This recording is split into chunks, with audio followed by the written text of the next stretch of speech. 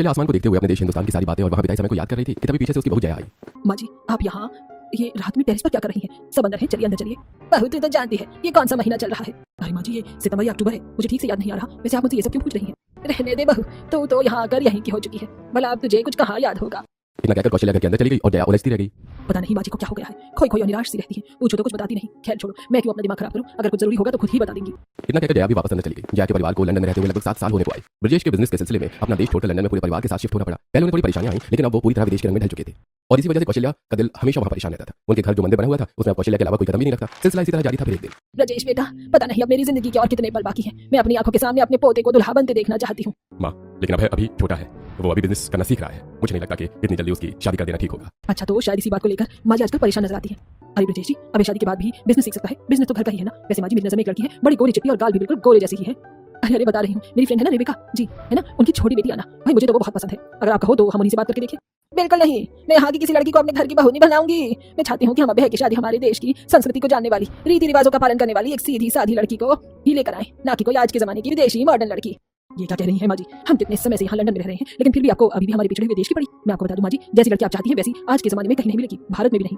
हाँ माँ, मुझे लगता है जया बिल्कुल ठीक कह रही है। आज के दौर में किसी भी अमीर घर में संस्कारी लड़की मिल पाना लगभग नामुमकिन है। कौन कह रहा है कि मुझे अमीर घर की लड़की चाहिए? मुझे तो सिर्फ एक ऐसी बहू चाहिए जो हमारे घर में भारतीय संस्कृति को वापस ले आए, और मुझे यकीन है हमारे घर में ऐसी ही बहू आएगी। कौशल्या की बात से कोई भी राजी नहीं था, लेकिन वो उसकी किसी बात से मना भी नहीं कर सकते थे। सबको पता था कि कौशल्या की पसंद की लड़की ढूंढ पाना मुश्किल है, क्योंकि किसी को अंदाजा नहीं था कि वो लड़की कहाँ मिलेगी। लड़की, अरे वो लड़की, वो बड़े बड़े सपने देखने वाली, देख जरा रोटी जल रही है, कहीं भी बैठी बैठी सपनों की दुनिया में खो जाती है। माफ करना माँ, मैं सच में सपनों में खो गई थी और देखिए मेरी रोटी भी जल गई। वैसे तो सोच क्या रही थी? हाँ माँ, अब तक मैं कभी गाँव से बाहर नहीं निकली, अगर निकली भी हूँ तो सिर्फ दूसरे गाँव तक ही जा पाई हूँ। मैं सोच रही थी कि गाँव से बाहर की दुनिया कैसी होगी। बेटे जितना मैंने सुना है, मैं तुझे बता दूं कि बाहर की दुनिया दिखने में सुंदर है पर अंदर से बहुत खराब है। अच्छा वो कैसी? ये तो मैं भी नहीं जानती, बस मैंने ऐसा सुना है।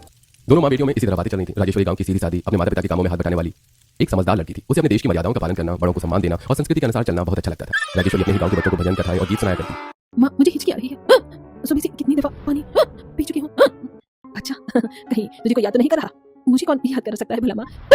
राजेश्वरी ऐसा सोच रही थी कि तभी कई बड़ी गाड़ियां उनके घर के सामने आकर खड़ी हुई, जिन्हें देखकर दोनों माँ बेटी हैरान रह गईं। कुछ ही देर में गाड़ियों से कुछ लोग बाहर निकले जो कि काफी अमीर घराने के लोग लग रहे थे। नमस्कार, क्या मैं अंदर आ सकती हूँ? जी आइए, लेकिन आप इस तरह अचानक से आपके घर में आने के लिए हम माफी चाहते हैं। दरअसल हम आपकी बेटी को देखने आए हैं, हमने आपकी बेटी की बहुत तारीफ सुनी है, इसीलिए हम खुद ही यहाँ चले आए हैं।